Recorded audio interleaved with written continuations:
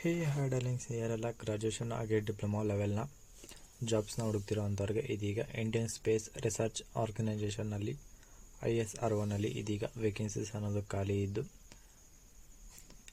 Assistant junior personal assistant ಹಾಗೆ upper division clerk ಹಾಗೆ ಸ್ಟೆನೋಗ್ರಾಫರ್ನ vacancies ಅನ್ನೋದು ಖಾಲಿ ಇರುತ್ತೆ.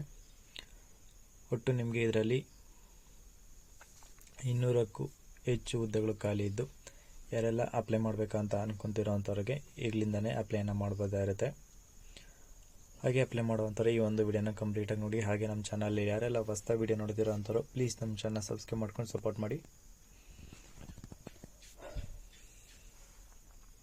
ಮೊದಲನೇದಾಗಿ ಈ ಒಂದು ವೇಕೆನ್ಸಿಗಳನ್ನ ಡಿವಿಷನ್ಸ್ ಅಂದರೆ ಝೋನ್ಸ್ ಆಗಿ ಡಿವೈಡ್ ಮಾಡಲಾಗಿದ್ದು ಜಾಬ್ಸು ಒಟ್ಟು ಪೋಸ್ಟ್ 1, ಪೋಸ್ಟ್ 2, ಪೋಸ್ಟ್ 3, 4, 5, 6 ಈ ರೀತಿ ಜಾಬ್ಸನ್ನು ಡಿವೈಡ್ ಮಾಡಲಾಗಿರುತ್ತೆ. ಹಾಗೆ ಎಲ್ಲ ಕ್ಯಾಟಗರಿಗೆ ಕೂಡ ರಿಸರ್ವೇಷನನ್ನು ಮಾಡಲಾಗಿದ್ದು ಅಹಮದಾಬಾದ್, ಬೆಂಗಳೂರು, ಹಾಸನ್, ಹೈದರಾಬಾದ್ ಮತ್ತು ಮಹೇಂದರ್ಗಿರಿ, ನ್ಯೂ ದೆಹಲಿ, ಶ್ರೀಹರಿಕೋಟ ಆ್ಯಂಡ್ ಮತ್ತು ತಿರುವನಂತಪುರಂ ಮತ್ತು ಇದರಲ್ಲಿ ವೇಕೆನ್ಸೀಸ್ ಅನ್ನೋದು ಖಾಲಿ ಇರುತ್ತೆ. ಮೊದಲನೇದಾಗಿ ಅಸಿಸ್ಟೆಂಟ್ ಹಾಗೆ ಅಪ್ಪರ್ ಡಿವಿಷನ್ ಕ್ಲರ್ಕ್ಗೆ ಮಿನಿಮಮ್ ಗ್ರ್ಯಾಜುಯೇಷನನ್ನು ಕಂಪ್ಲೀಟ್ ಮಾಡಬೇಕಾಗಿದೆ. ಮಿನಿಮಮ್ 60% ಮಾರ್ಕ್ಸ್ನೊಂದಿಗೆ ಪಾಸನ್ನು ಆಗಿರಬೇಕಾಗಿರುತ್ತೆ. ಯಾವುದೇ ಯೂನಿವರ್ಸಿಟಿ ಮುಖಾಂತರ ಆದರೂ ಆಗಿರಬೇಕಾಗಿದ್ದು ಜೊತೆಗೆ ಕಂಪ್ಯೂಟರ್ ನಾಲೆಜ್ ಕೂಡ ಇರಬೇಕಾಗುತ್ತೆ. ಎರಡನೇದಾಗಿ ಜೂನಿಯರ್ ಪರ್ಸನಲ್ ಅಸಿಸ್ಟೆಂಟ್ ಹಾಗೆ ಸ್ಟೆನೋಗ್ರಾಫರ್ ಈ ಒಂದು ಹುದ್ದೆಗೆ ಬಂದು ಇದಕ್ಕೂ ಕೂಡ ಗ್ರ್ಯಾಜುಯೇಷನ್ ಮುಗಿಸಿರಬೇಕಾಗಿರುತ್ತೆ ವಿತ್ 60% ಮಾರ್ಕ್ಸ್ನೊಂದಿಗೆ ಅಥವಾ ಡಿಪ್ಲೊಮಾ ಇನ್ ಕಮರ್ಷಿಯಲ್ ಅಥವಾ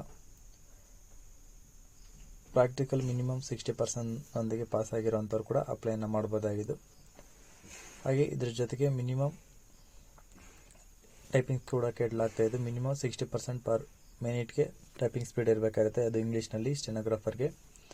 ಹಾಗೆ ಸ್ಟೆನೋಗ್ರಾಫರ್ ಹುದ್ದೆಗೆ ಮಾತ್ರ ಮಿನಿಮಮ್ 1 ಇಯರ್ ಆದರೂ ವರ್ಕ್ ಮಾಡಿರೋಂಥ ಎಕ್ಸ್ಪೀರಿಯನ್ಸನ್ನು ಕೇಳ್ತಾ ಇದ್ದಾರೆ. ಇನ್ನು ಇದಕ್ಕೆ ನಿಮ್ಮ ಪರ್ಸೆಂಟೇಜ್ಗೆ CGPAನ ಚೆಕ್ ಮಾಡಲಾಗುತ್ತೆ. ಒಂದು ವೇಳೆ ನೀವು ಡ್ಯುಯಲ್ ಅಥವಾ ಇಂಟರ್ಗ್ರೇಟೆಡ್ ಡಿಗ್ರಿ ಮುಗಿಸಿದ್ದಾದಲ್ಲಿ ಆ ಒಂದು ಇದರಲ್ಲಿ ನೀವೇನಾದರೂ ಪರ್ಸೆಂಟೇಜ್ ಬಂದಿರಲಿಲ್ಲ ಅಂದರೆ ನಿಮ್ಮ ಮಾರ್ಕ್ಸ್ನ ಆಧಾರದ ಮೇಲೆ ನಿಮ್ಮನ್ನು ಆಯ್ಕೆಯನ್ನು ಮಾಡಲಾಗುತ್ತೆ. ಇನ್ನು ಈ ಒಂದು ವೇಕೆನ್ಸಿಗೆ ಅಪ್ಲೈ ಮಾಡುವಂಥವ್ರಿಗೆ ಮ್ಯಾಕ್ಸಿಮಮ್ ಏಜ್ ಬಂದು 28 ವರ್ಷದಿಂದ ಶುರು ಆಗಿದ್ದು ಇದ್ರ ಜೊತೆಗೆ ಏಜ್ ರಿಲ್ಯಾಕ್ಸೇಷನ್ ಕೂಡ ಸಿಗ್ತಾ ಇದ್ದು OBCಗೆ 31 ಇಯರ್ಸ್, SC/STಗೆ 33 ಇಯರ್ಸ್. ಇದ್ರ ಜೊತೆಗೆ ಎಕ್ಸ್ ಸರ್ವಿಸ್ ಮ್ಯಾನ್ ಮತ್ತು ವುಮೆನ್ಗೆ ಮತ್ತು PWBಗೆ ಇವರೆಲ್ಲರಿಗೂ ಕೂಡ ಏಜ್ ರಿಲ್ಯಾಕ್ಸೇಷನನ್ನು ನೀಡಲಾಗ್ತಾ ಇರುತ್ತೆ. ಹಾಗೆ ಅಪ್ಲಿಕೇಶನ್ ಫೀಸ್ ಕೂಡ ಪೇ ಮಾಡಬೇಕಾಗಿದ್ದು ಅಪ್ಲಿಕೇಶನ್ ಫೀಸ್ 100 ರೂಪಾಯಿ ಇರುತ್ತೆ ಮತ್ತು ಪ್ರೊಸೆಸಿಂಗ್ ಫೀಸ್ 500 ರೂಪೀಸ್ ಇದ್ದು ಇದು ರಿಫಂಡಬಲ್ ಅಮೌಂಟ್ ಆಗಿದ್ದು 400 ರೂಪಾಯಿ ಅಮೌಂಟನ್ನು ರಿಫಂಡಬಲ್ ಮಾಡಲಾಗುತ್ತೆ.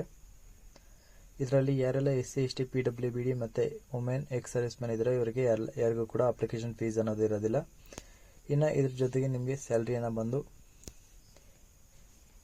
ಮಿನಿಮಮ್ 25,000ದಿಂದ ಶುರುವಾಗ್ತಾ ಇದ್ದು ಇದ್ರ ಜೊತೆಗೆ ಅಡಿಷ್ನಲ್ ಆಗಿ DNS ಅಲವೆನ್ಸ್, HRA ಮತ್ತು ಟ್ರಾನ್ಸ್ಪೋರ್ಟ್ ಅಲವೆನ್ಸಸ್ ಇರುತ್ತೆ ಎಕ್ಸೆಟ್ರಾ. ಅದು ಬಿಟ್ಟು ನಿಮಗೆ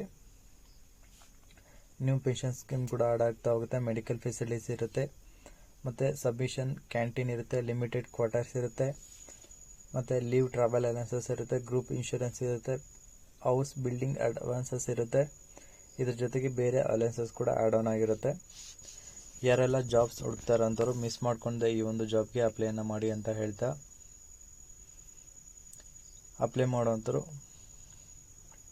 ಬೇಗ ಅಪ್ಲೈ ಮಾಡಿ. ಹಾಗೆ ಅಪ್ಲೈ ಮಾಡೋದಕ್ಕೆ ಕೊನೆ ದಿನಾಂಕ ಬಂದು ಆಗಸ್ಟ್ 16ನೇ ತಾರೀಕು ಆಗಿದ್ದು ಅಪ್ಲೈ ಮಾಡುವಂಥವ್ರು www.isro.gov.in ಈ ಒಂದು ಅಫಿಷಿಯಲ್ ವೆಬ್ಸೈಟ್ನ ಮೂಲಕ ಅಪ್ಲೈನ ಮಾಡಬೇಕಾಗಿರುತ್ತೆ.